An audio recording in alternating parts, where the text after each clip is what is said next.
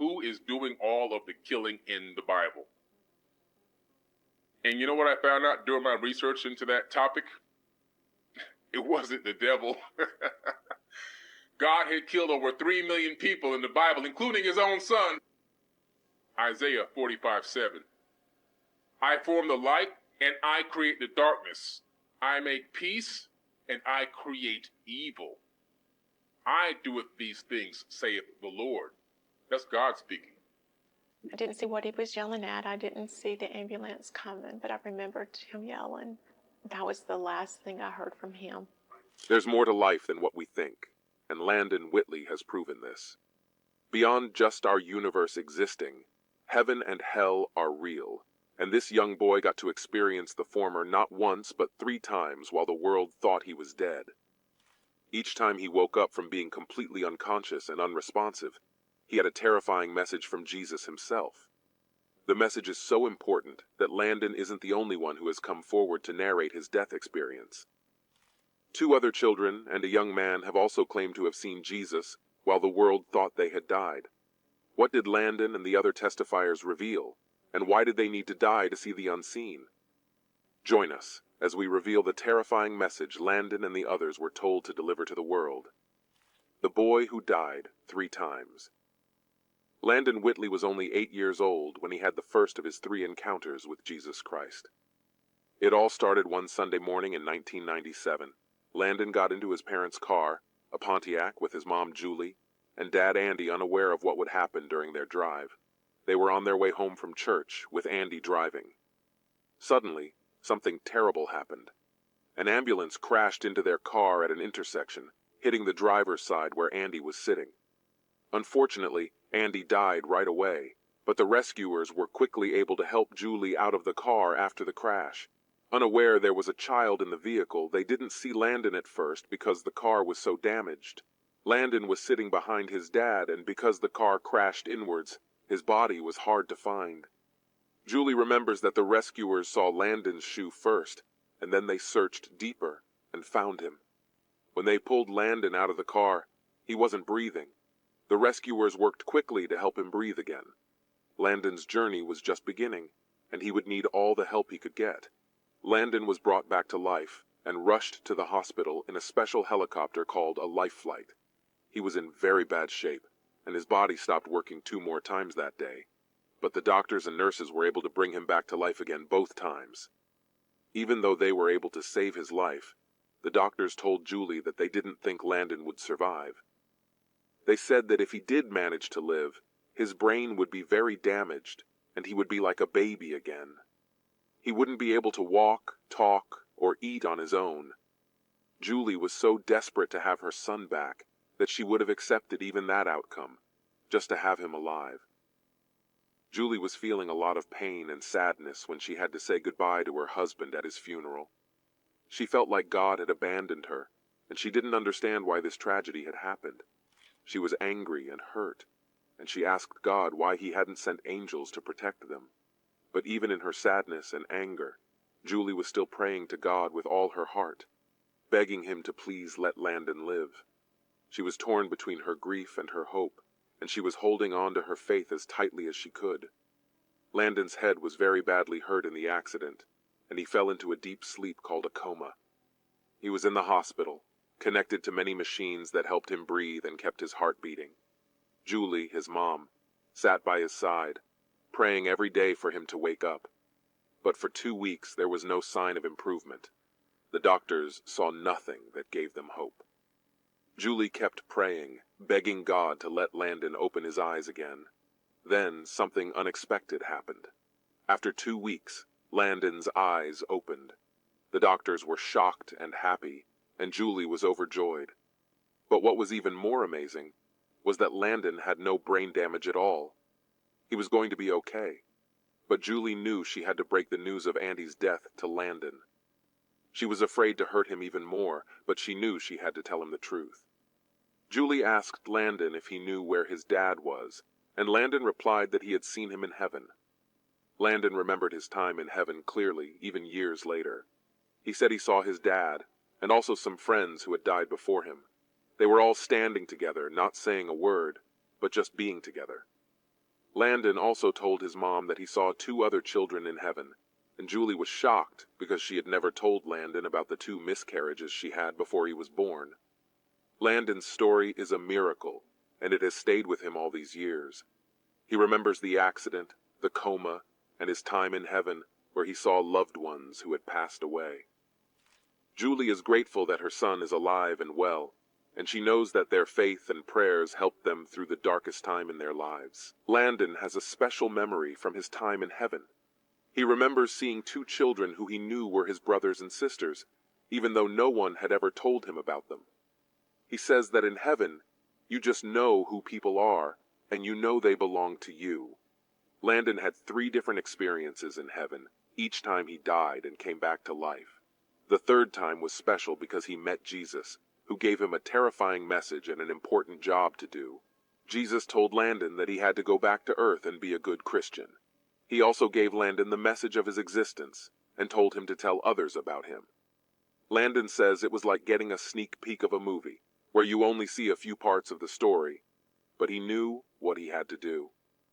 Many years later, in 2019, Landon and his mom Julie started sharing their story with others who were hurting and needed hope. They did this through a program called Grief Share, where people can share their stories and support each other. Julie says that she didn't understand why God didn't save her husband's life in 1997, but now she knows that angels were there, protecting them. She and Landon are living out God's plan for their lives, and they want to help others do the same. They don't want people to get stuck in their grief or anger, but to keep their faith and know that things will get better. Landon wants people to know that Jesus is real, heaven is real, and angels are real. He wants people to follow Jesus' teachings and the Bible, and know that life will get better in the end. Landon's experiences in heaven have given him a unique perspective on life, and he wants to share that with others. He knows that Jesus truly exists, and that he has a plan for every life, and he wants everyone to know that too. Julie wrote a book titled Faith Has Its Reasons, where she shares how God has used their difficult experience to bring others closer to him. She is grateful to see her son Landon sharing his story with others, telling them about Jesus and the heaven he experienced. Julie says it's a huge blessing to see Landon spreading the word about Jesus, and she knows it's because Landon has a personal connection with him. Landon has been to heaven and has seen Jesus, and that experience has given him a strong faith. Even though Landon's body was badly hurt in the accident, he is doing well today. He has many metal plates in his head, his nose was rebuilt from a piece of his skull, and he can't see out of one eye, but Landon is living a mostly normal life. He is dedicated to sharing his story and telling others about Jesus because he knows it's what Jesus has asked him to do.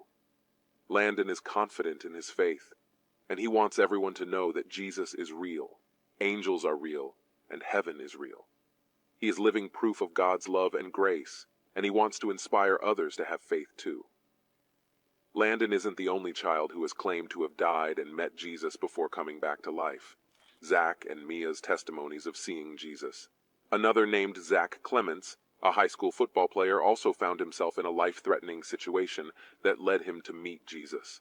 While running in PE class, he suddenly lost strength and fell to the ground. His heart had stopped beating, and he was technically dead for 20 minutes. Doctors later determined that he had suffered a sudden cardiac arrest. His mother was called to the scene, and Zach was airlifted to a children's hospital.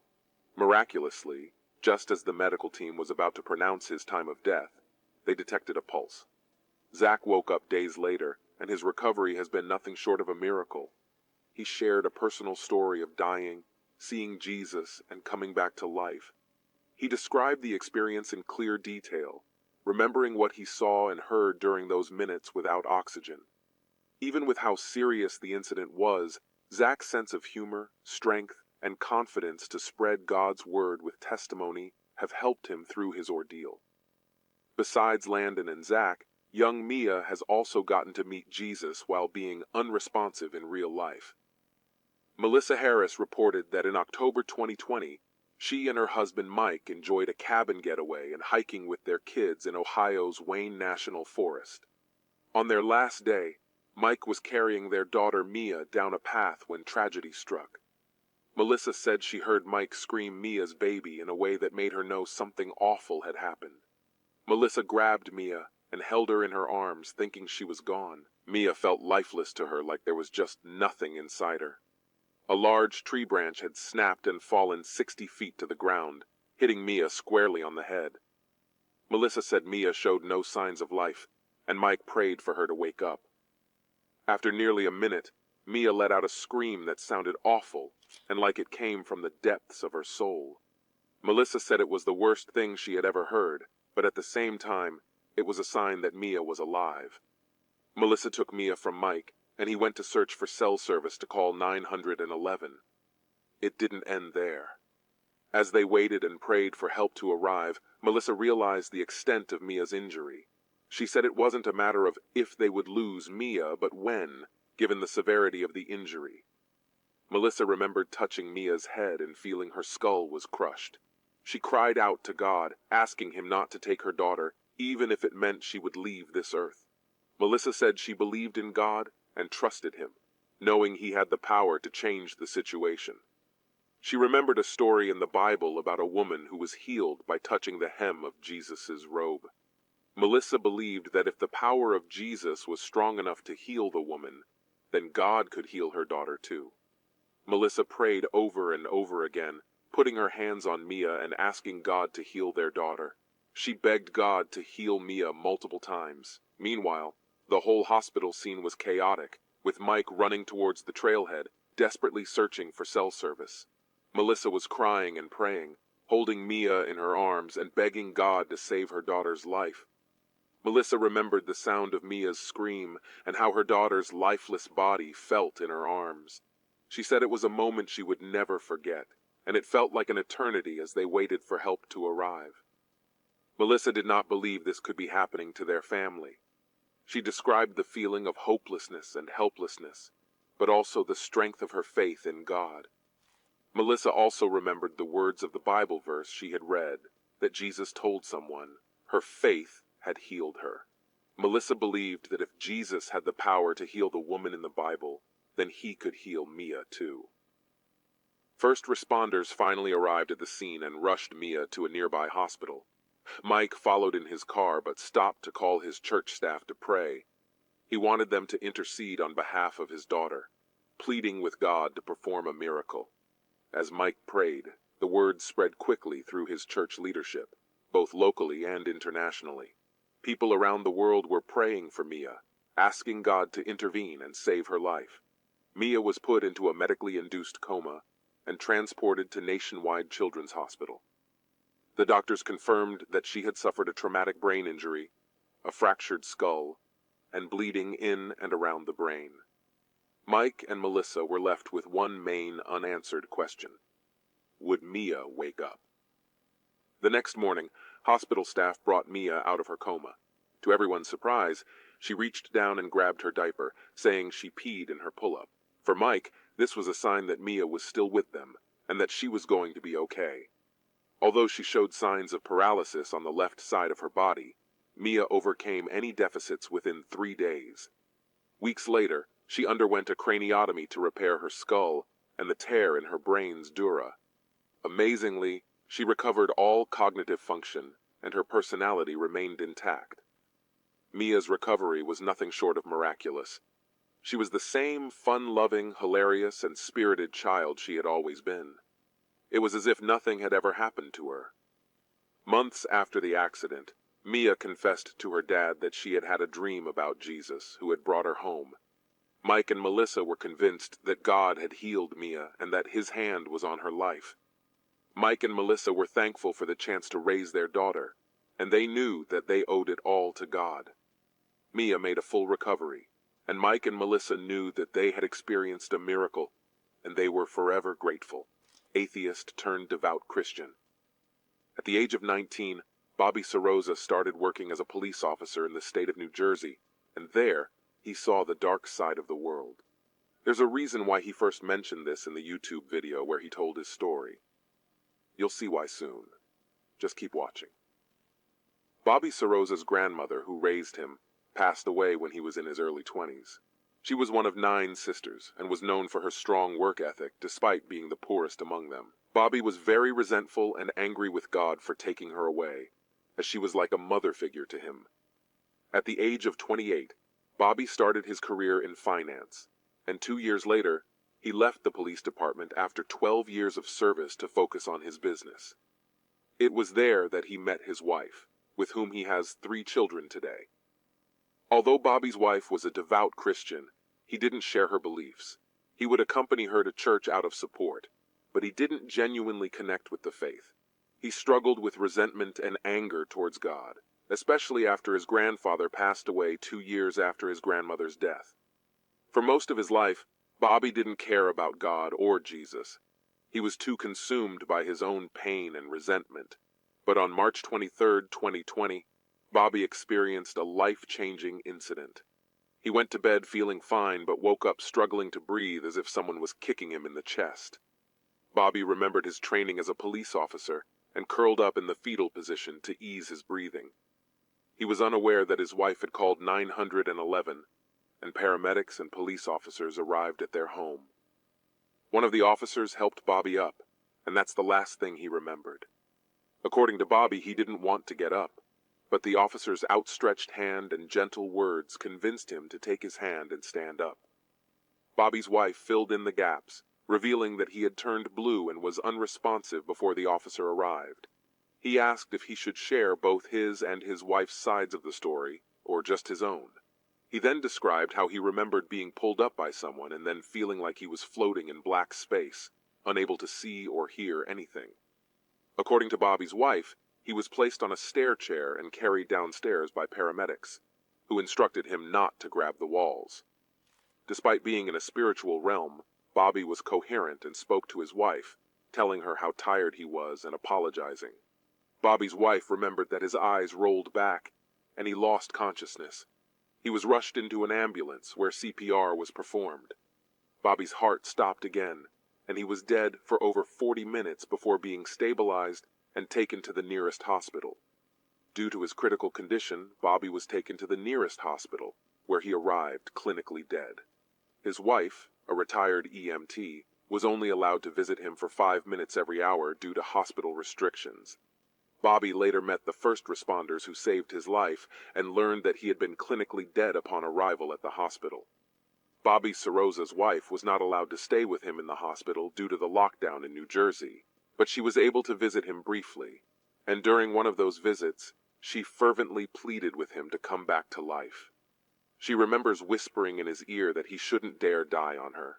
She mentioned she was too young to be a widow, so he had better get up and come back. But despite her efforts, things didn't get better. Bobby's condition worsened, and he lost consciousness again. The medical staff informed Bobby's wife that she should say her goodbyes because they were unsure if he would survive, but their spiritual mentor intervened, advising her to speak life into him and not listen to the nurses. With renewed determination, Bobby's wife entered his hospital room, praying loudly and fervently.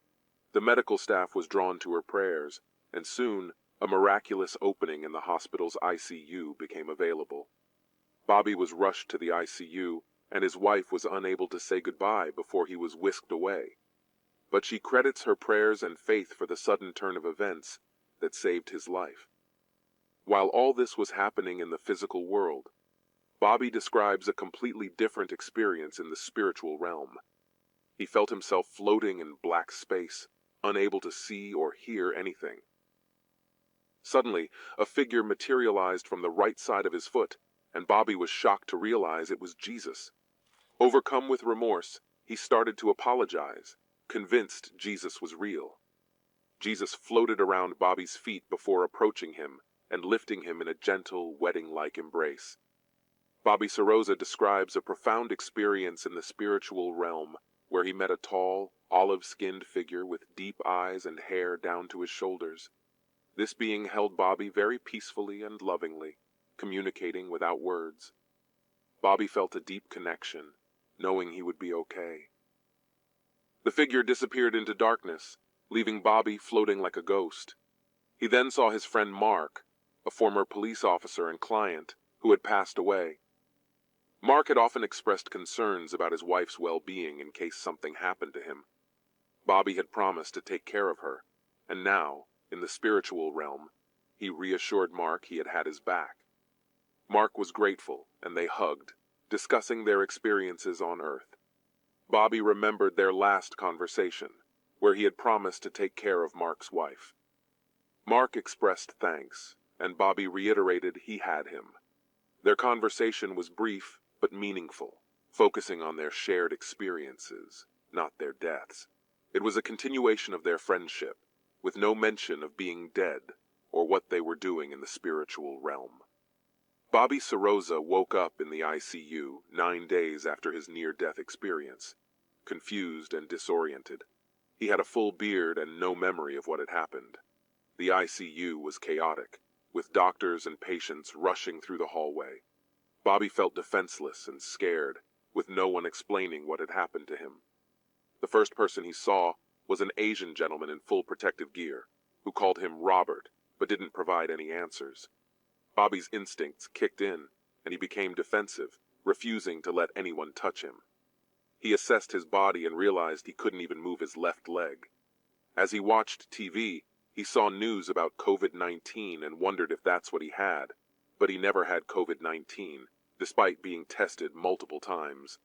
Bobby's mind raced, and he became paranoid, thinking the medical staff was trying to harm him or steal his organs. He refused to sleep or eat, afraid he would be poisoned. This continued for 2.5 days, until one night, a nurse was by his bedside, and a black male in lime green scrubs walked in. Bobby was starting to piece together the routines, and realized it was nighttime. The gentleman in lime green scrubs approached Bobby with kindness.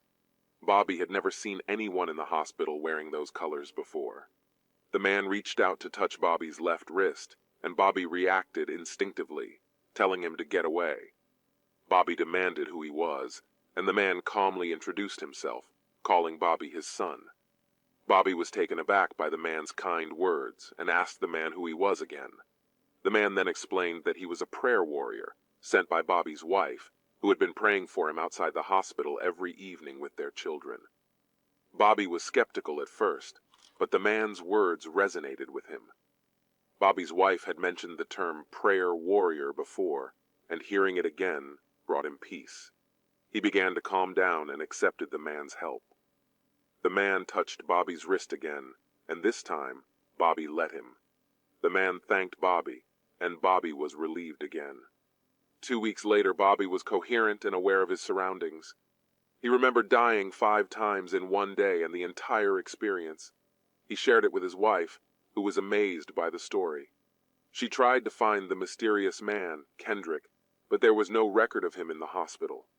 It wasn't until she realized that she had prayed for Jesus to appear in the flesh and calm Bobby down that she understood who Kendrick might be.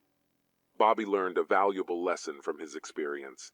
God is real, and his presence can be felt in times of need. As he told a testimony in the video, Bobby Soroza remembered reading a book by a neurologist who had a near-death experience and saw Jesus.